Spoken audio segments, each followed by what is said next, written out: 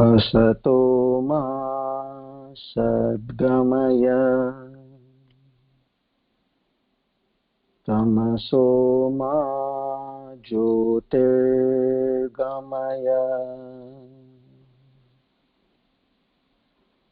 मृत्योर्मा अमृतं गमय।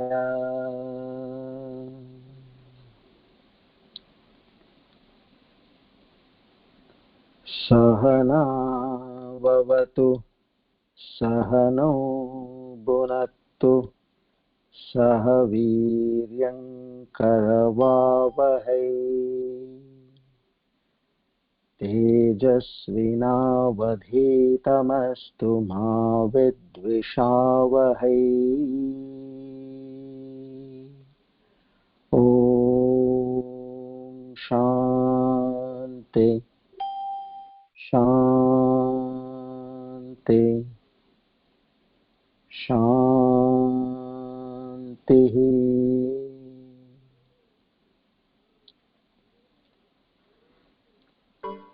हरि ओम तत्सत्।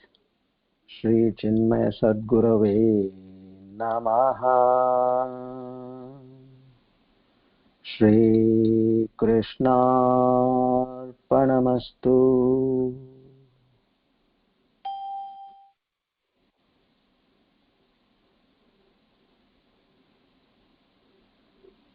With utmost faith and devotion in the Lord, we offer our salutations and seek His grace and blessings. Our humble salutations to the Guru Parampara for having given us this knowledge right at our doorstep.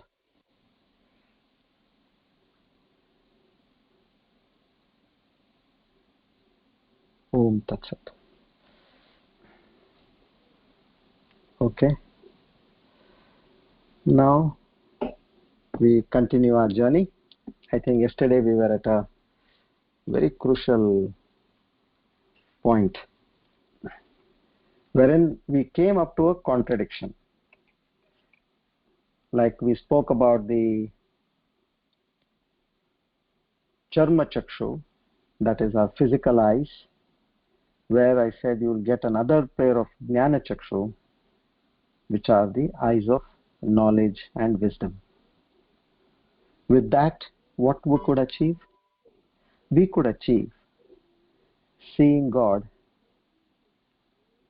in every object, at every point of time, and in eternal nature. So which means Desha Kala Vastu, what we were talking, Desha is space, Kala is time, and Vastu is object. So we came to that point, and now we said, okay, we are not able to find. Like if there is a thing which is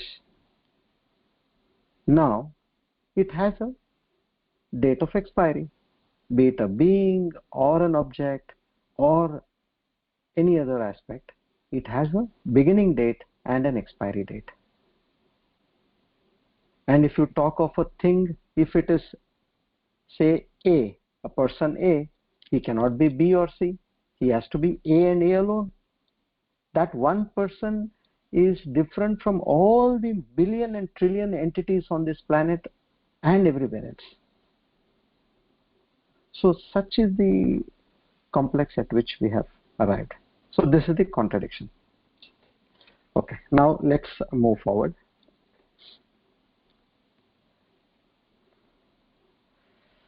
So the Upanishad is definitely not given to speaking nonsense or self-contradiction. If we have self-contradiction, one of the strategies used in the Upanishad is, if you have language, then we must take the implied meaning. I repeat, the implied meaning which is not matching or not fitting. The same definition gives us two meanings which are contradictory, mutually contradictory. Reality, which means these objects are infinite, but none of these objects are infinite, as we saw. Then what do? The accepted norm is to take the implied meaning. And what is meant here? Now let us see that. Now the Upanishad says, make a list of the things that we see around yourself, whatever you call it as reality, which is right there. Okay? Now, what comes to you? My body. First thing is you feel about yourself, right? My body, my cell phone, my table, the glass, the chair, the books. Everybody is able to see all this around. How do you experience these realities? The so-called realities, which are these body, cell phone, books, pen, table, chair. Then you say, I'll come to that same classic example, the glass tumbler is. When you say the glass is, it means it exists. E-X-I-S-T-S. It exists, right? The table is meaning it exists. Same way, the book is, my body is, the building in which we are sitting is. So this means reality, in other words, it exists. The glass exists, the book exists, the table exists, the person, like I'm speaking now, the speaker exists. So the Upanishad says the glass, the table, the book, the speaker are all different from each other. We had said, no, that all are one. You should not see a difference. There is no non-dual. There are no two things. There is no second thing we had said. But we are all different. Now, what all examples I gave? Here the turning point comes. But concentrate on the sense of existence. The glass exists. The book exists. The table exists. The speaker exists. The building exists, the tree exists, the mountain exists, the river exists, the planet exists. We don't focus on that is. We never pay attention to the some humble ism, but it means existence. Now when you look at that isness, the very isness, the being of every creation on this world. Instead of saying the glass is, the book is, the speaker is, the audience is, everybody is, it exists. Think of it as one ocean of existence in which the glass, the table, the speaker, the audience, the tree, the books, the forest, the mountain, the rivers, everything is nothing but like the waves in the ocean of existence. The waves are, no doubt, they are different from each other. Different names, different forms, different functions. In Sanskrit they call it Nama Rupa Vyavahara. Different from each other in every aspect. But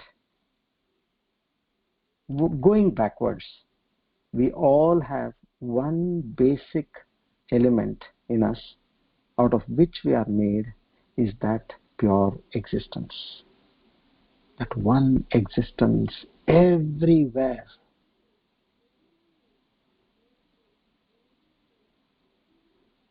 Now apply that word infinity to this sense of existence. Infinity means not limited in space. Okay, omnipresent we said. Focus on this. Is this sense of existence omnipresent or not? Ask yourself a question. We said it is present everywhere. Now look at that aspect of existence in all the beings, whether it is omnipresent or not. Whatever space you can think of, from here to the farthest galaxy, there is existence, things exist, empty space exists. So existence is without any barrier, that omnipresence. There is no cutting of existence on limitation. Think about the glass is different from the, say, the coaster of the glass. But glass exists and the coaster also exists. But intrinsically, the existence element is not different from each and every object. I'll dissect it further. You'll be able to understand. It is one continuous ocean of existence. But however, we are not used to thinking about it that way. There are many, many waves and bubbles and foam in the ocean and also spray in the ocean. But it is one continuous mass of water. Instead of looking at the waves, big and small, instead of looking at the surf, the foam, the spray, look at the water. You will find one unbroken mass of water. Look around you. Feel it around you. From your birth till today, we have been continuously experiencing being, isness, existence.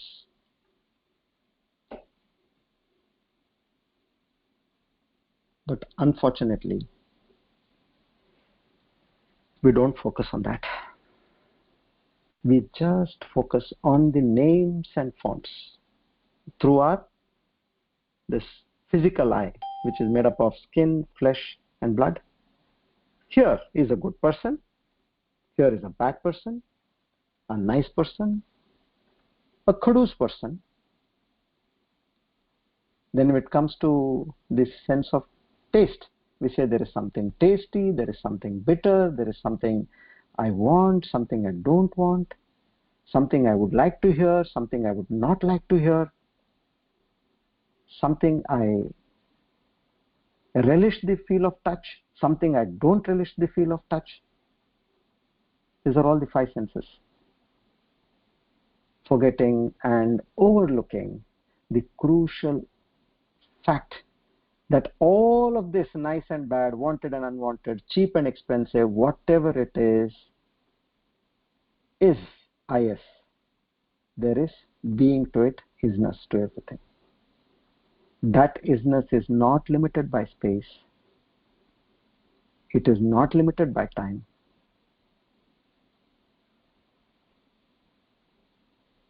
Now, somebody can say, okay, you are talking of a glass, right? A glass tumbler.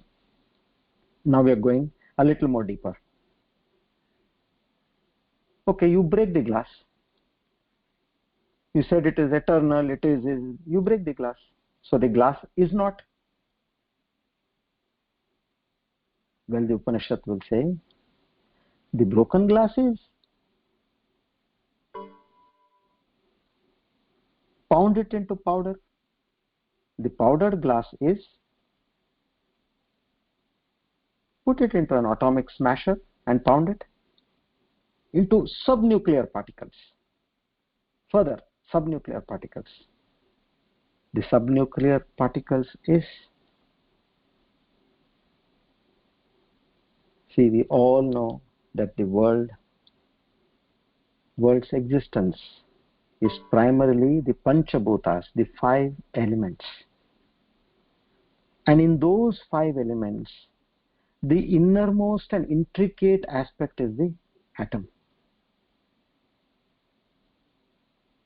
Atoms, subatomic particles, photons, quarks and antiquarks. All this has now proved what we are talking about. I did my Vedanta course in 2011 to 13, And I tell you, like, as you all also must be thinking, what is this knowledge? What is this? And I'm able to understand why I'm not able to get it. There are so many questions crossing your mind. And same was my state as well at that time. And I still remember the date, 4th of July, 2012. The Higgs boson theory was known to the world. Peter Higgs, he proclaimed this theory to the world, and they went to the minutest part after the subatomic particles of electron, neutron, protons, photons, quarks, antiquarks. They finally went into a much, much subtle area, which they came to know as, they call it as the Higgs boson area, and they called it as a God particle. Now science has called it as a God particle. And they say it is indestructible. Now science has put a stamp and seal on this now. It is indestructible. Time to time there have been various theories, and in fact Mr. Peter Higgs got a Nobel Prize in 2013. In 1995 the quarks theory came in. Then in 2000 the tau neutrino theory came in. Quantum physics has been there much before. Then the Higgs boson theory came in 2012, and he says there is something known as God particle which cannot be defined, that power which enlivens the entire existence aspect of any substance in this entire universe.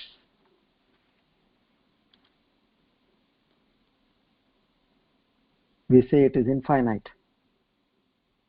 Yes, it has been there existing from time immemorial.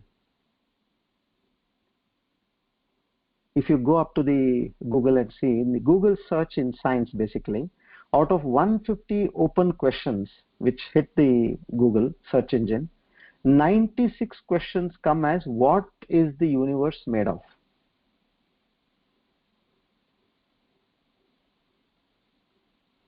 And the size of our universe, 2 trillion galaxies. We're not talking of planets or solar systems. 2 trillion, which is 2 lakh crore galaxies. 706 lakh crore planets. 60 billion habitats, meaning 60 billion habitat plants in our entire galaxy. And how much we know, they are saying, we know only 0.01%. That's all. They say we're not able to. Have you ever heard of any planet where they're talking of life? This is our limitation of even understanding. So time and again, whatever we have seen, we have been reading in the Upanishads and in the Vedas, since it has come in a state of deep meditation given by that cosmic energy into the mind of a sage or a great Rishi, that has been written in these books. Nobody has invented it, or they have come out with this. It is in this, they call it as a white meditation, deep state of white meditation. So these are certain cosmic truths which are revealed to the mankind. So when you look at every object in the world, the common underlying factor is that it exists. And now, as we only see the outer form, we don't go to what is the intricate most or the intrinsic aspect of a person, being, object. We don't. But if you look at that way, you will see that God particle in every aspect. You can touch, smell, taste, touch, see, hear, all these 5 sense organs. You will be able to experience that God.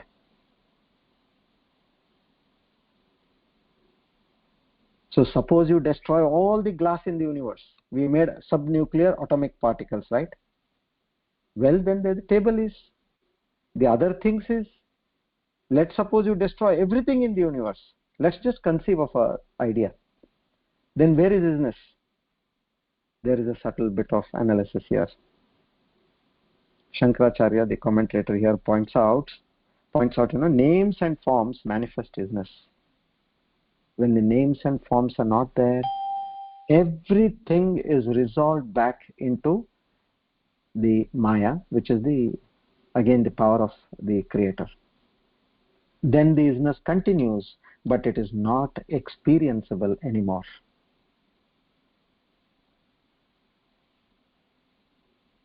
Names and forms, they manifest existence.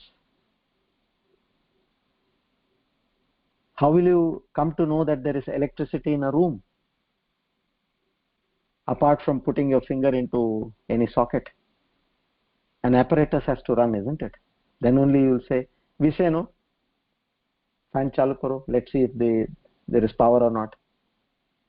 That way. We have to switch on some apparatus to see whether there is power. A bulb or a light or whatever gadget. Existence lends being to these names and forms. They exist because of pure existence. They enable us to experience that existence. So God can be felt. If you look with these eyes of wisdom and absolute sense, there is no speculation over here. And God only says that's a God particle in each and every atom of the universe created. All these items, objects, they exist, they borrow existence from pure existence and come into existence. And we experience these objects.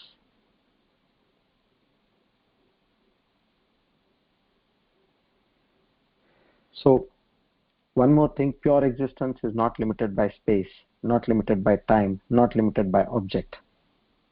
We have arrived over here. Think about it. Is there any object which is apart from existence as for what we have now understood and analyzed? If there is anything apart from existence, that means it is non-existence, as simple as that, by sheer logic. There is no abstract philosophy here, or a hair-splitting philosophy. It's what we are living right now. We feel the sense of being, the sense of presence all around us. The ground of our very existence. The ground on which we play this drama we call life.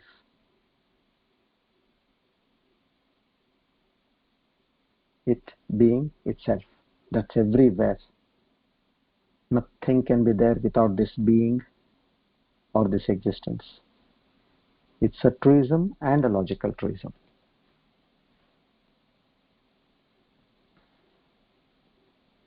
It's like saying, we have a wave without water. Can we have a wave without water? Can we have a golden ornament without gold? Can we have wooden furniture without wood? If there is a wooden table and you take away the wood from the table, you will soon have everything crashing down to the floor. There is no table without wood. Therefore, the table cannot exist without the wood. Similarly, nothing in the universe can be there without existence. So existence is not apart. There is nothing apart from existence. There is no second thing apart from existence. So existence is non-dual. Meaning there is no second thing. No? We said there can't be a second object similar to each other. Yes, everything is similar because the intrinsic aspect of each and every living, non-living thing, being on this planet is made up of existence. So we have found God, Brahman, where? In the existence of everything in the universe. there is not one thing in the universe apart from this God or Brahman, what we call.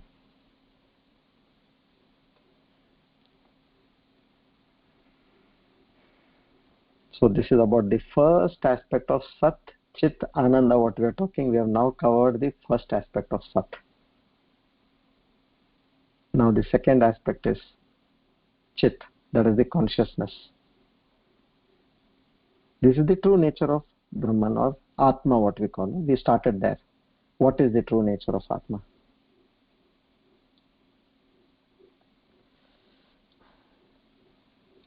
Now let's come to the next word, where here we have taken the Taittiriya Upanishad. There they call it as knowledge.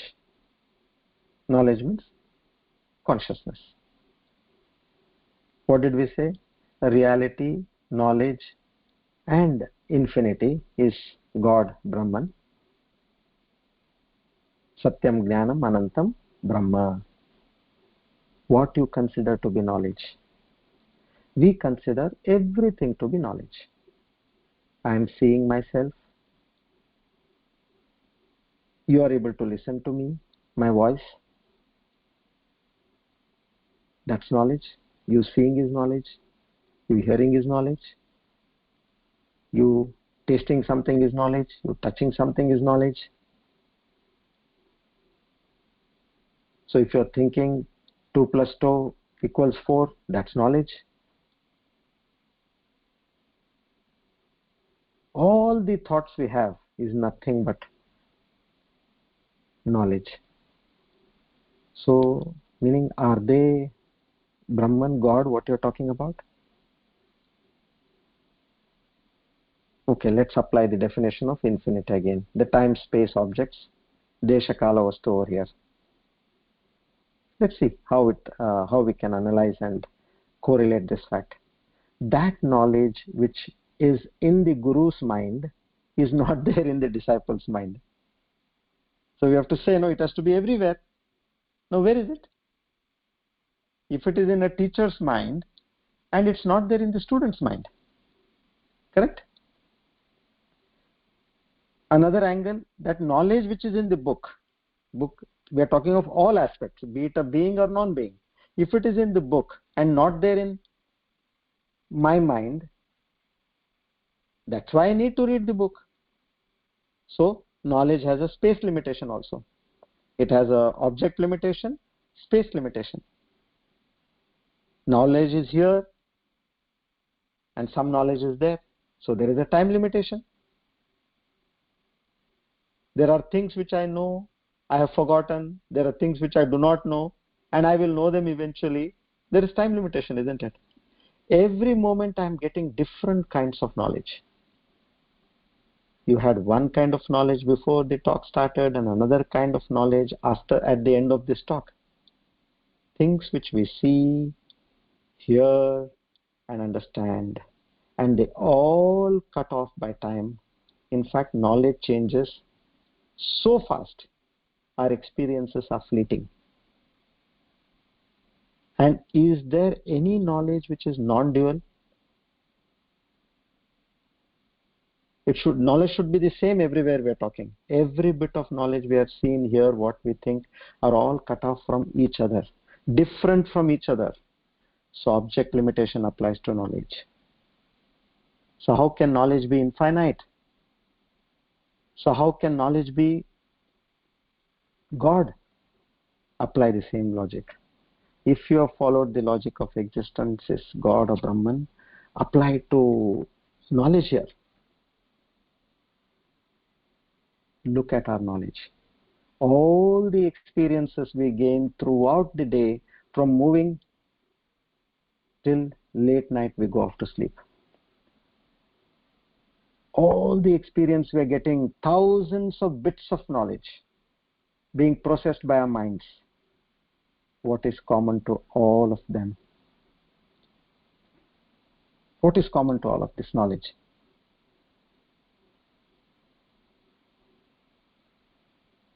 You would say consciousness.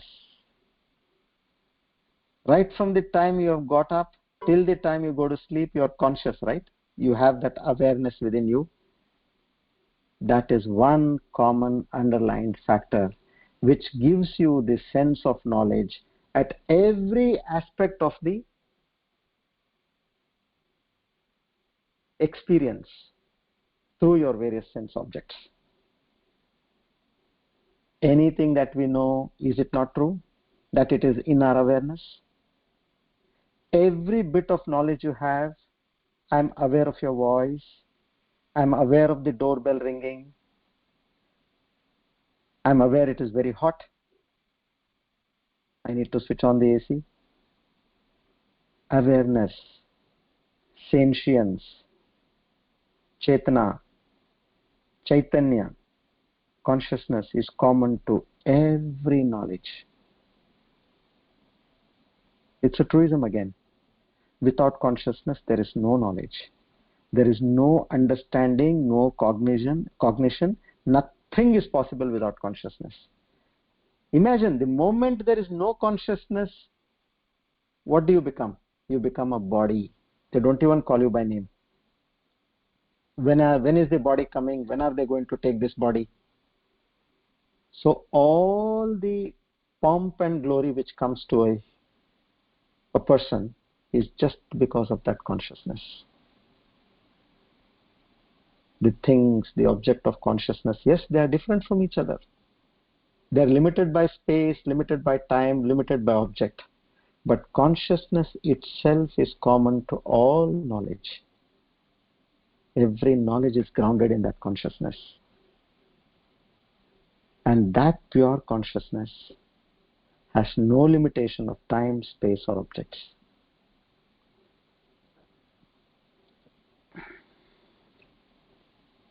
That which is aware of, those are different from each other, but pure consciousness itself is not limited in desha, kala, vastu, time, space, objects. So this pure consciousness is the real meaning of reality and knowledge. In Sanskrit, pure existence is called Sat. Pure knowledge is called Chit. Sat, Chit, Anantam is Brahman. Pure existence, pure consciousness, infinity is Brahman, God. This pure existence is what we experience throughout our lives, but we don't realize. This definition just draws our attention towards it. This pure consciousness is shining through our everyday experience. Whether you see something, you hear something, smell something, touch something, it's pure consciousness. In Kenopanishad, there is a beautiful statement. Pratibodha viditam matam amritatva vindyate. In every aspect of experience, you are able to feel that consciousness, which is nothing but that supreme truth or God and God alone. It is the light within our hearts which enables to experience our lives. The movies of our lives are played on the screen of this pure consciousness. This pure consciousness is neither created nor it is destroyed. Neither it comes into being nor it goes out of being. It's not limited to objects which it illumines or which it is aware of. That pure consciousness is God. So the definition of God which we are familiar, Satchitananda, existence absolute, consciousness absolute, and bliss absolute.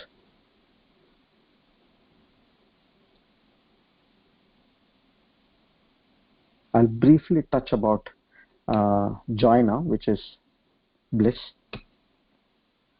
Bliss absolute aspect, okay? Anantam Brahma. Infinity is Brahman again. In another part of the Upanishad, it is said, that which is infinite is joy.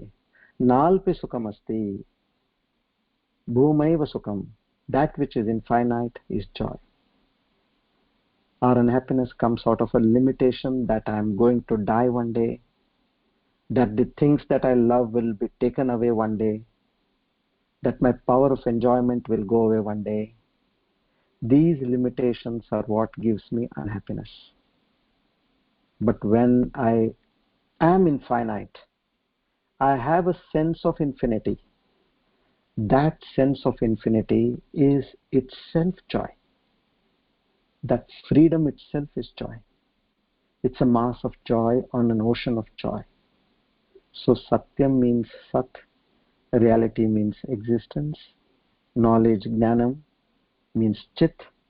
Now how do you get this meaning? By using the word Anantam, not limited. This not limited, existence not limited, consciousness itself is, eventually you have to understand, is joy and bliss. What is this? It is you yourself, your true nature. The definition tells us, next sentence, it will tell us, you have to know this, that I am Brahman.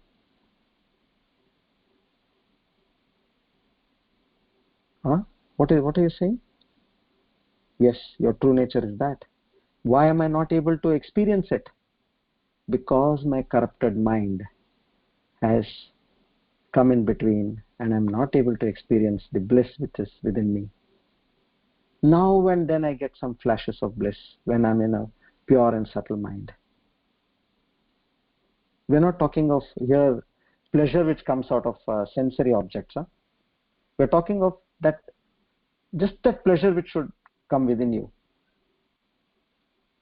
It will not do good to you, any good to know that it has, Brahman is as pure existence, pure consciousness, all that is fine, but okay, it may be good for Brahman, but what does it do for me? The very next sentence will tell us, you have to realize this as yourself, as the light shining in your heart. Yo Veda Nihitam Guhayam, which we did for the Panchakoshas.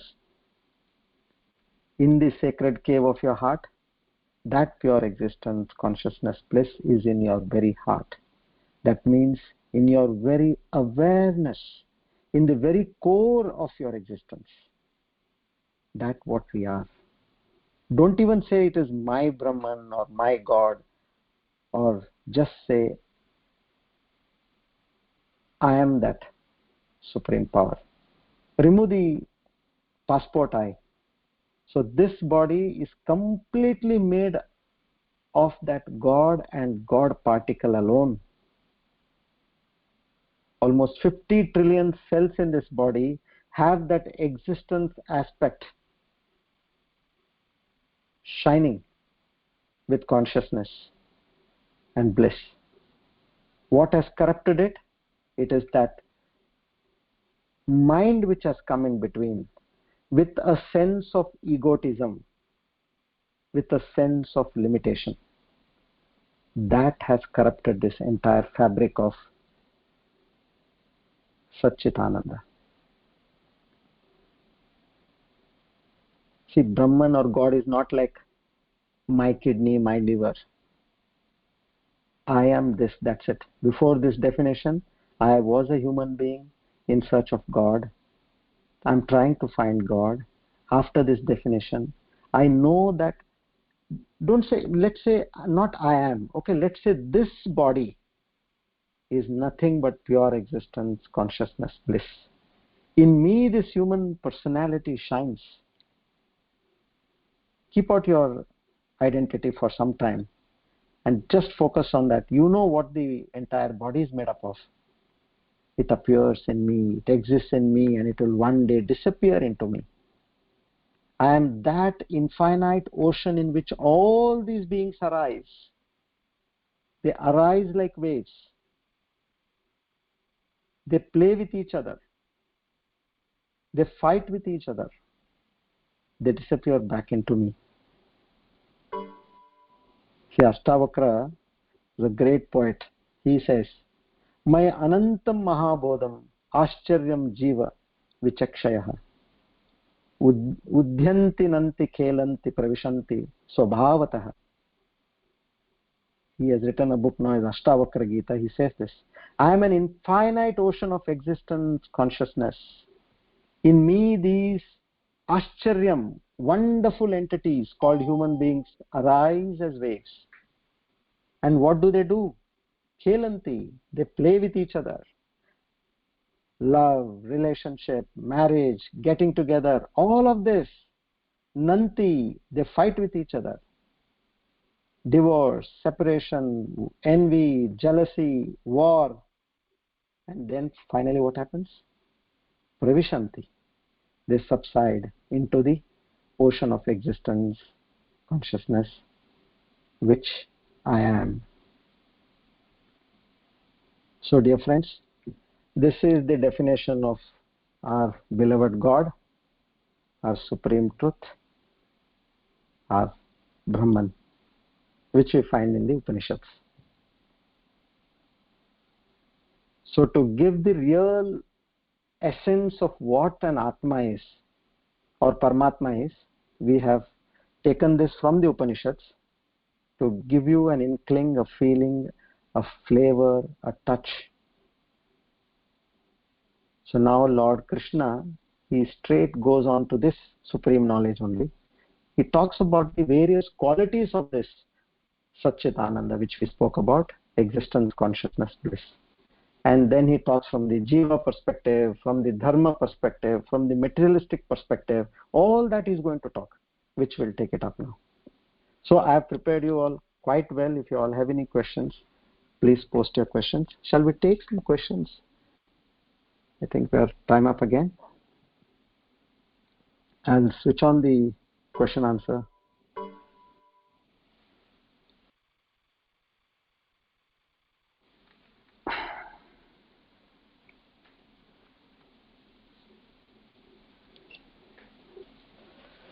Or if you all want, you can type also, whatever is convenient to you.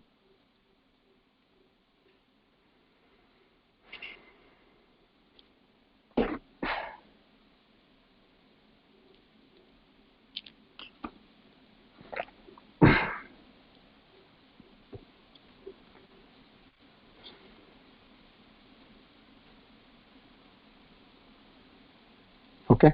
Yeah. See, I have been getting some requests where some of our friends have been saying, can we also pass on this information and invite our other friends and relatives? So we did say definitely, you all are most welcome. This is the knowledge of God, and we all are children of God. So there's no doubt anybody can come. So I just thought I'll make an open announcement. You all can invite your friends, relatives, whoever want to, who are interested in such kind of spiritual knowledge. Okay. So we'll conclude here. One second. Okay. Shamli has got a question. What kind of meditation will help us realize this Satchitananda? What should be our daily practice like? Okay, Shamli, I'll take you all to the meditation sessions, because just giving this knowledge will not help. I have to handheld take you all ahead, and we did start. I think that day we were not there. The Panchakosha, we did a meditation on the Panchakosha. We are able to feel the presence of the consciousness within us, where we could say that all the 5 sheets which we are made up of is not us, and the true self is the consciousness within, which is infinite. Okay, so we'll do that. Because I just would not be in telling you like, okay, you do this, you do that way. We'll have a practical session in our classes henceforth. If not immediately, we'll do it sometime later.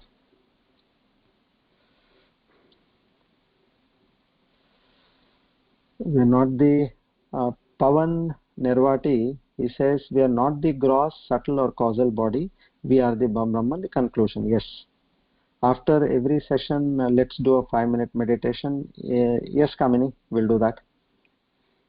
Pavan, yeah, you're right. We are not the gross, subtle. That's what, see, in Atma definition, as per the scriptures, it is of the nature of Satchitananda.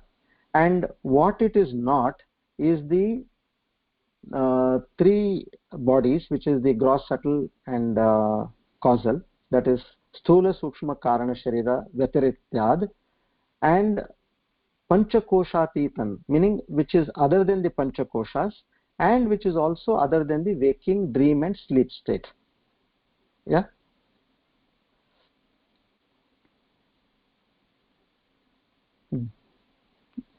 I hope you are typing.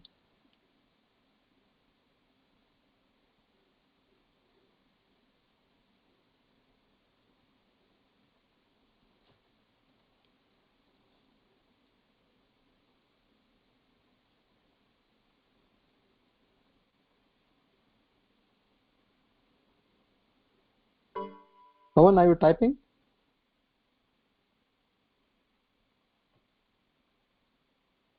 Okay. Okay, Pawan. Anytime. Okay. Om Purnamada Purnamidam Purnat Purnamudachyate Purnasya Purnamadaya Purnamevavashishyate. Om Shanti Shanti Shanti.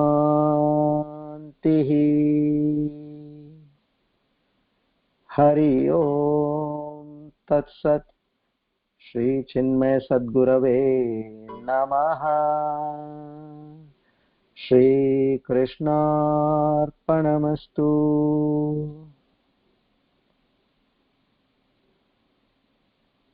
Our humble and infinite salutations to the Lord Almighty for having granted us this unique, and most supreme knowledge what a human being could get in his or her lifetime. Our salutations to the entire Guru Parampara. Anybody who wants recordings, please text us. We can share the recordings also if you would like to listen again. You can either text to me or to Padma, and we'll be more than happy to send you the recordings. Thank you, everybody. Thank you, dear friends. See you all tomorrow. Hari Om.